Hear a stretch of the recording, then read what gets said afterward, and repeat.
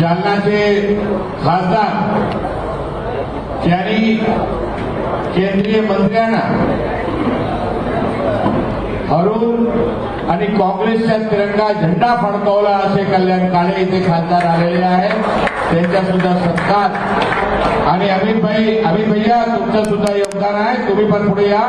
अमित देशमुखजी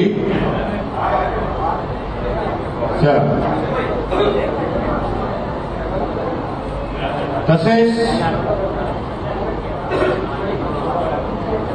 आमचे महाराष्ट्र काँग्रेसचे कार्याध्यक्ष तसेच आमदार ज्यांच्या धुळ्याच्या लोकसभा खासदार निवडून आणण्यामध्ये सिंहाचा वाटा आहे असे आमचे कुणाल पाटील यांचा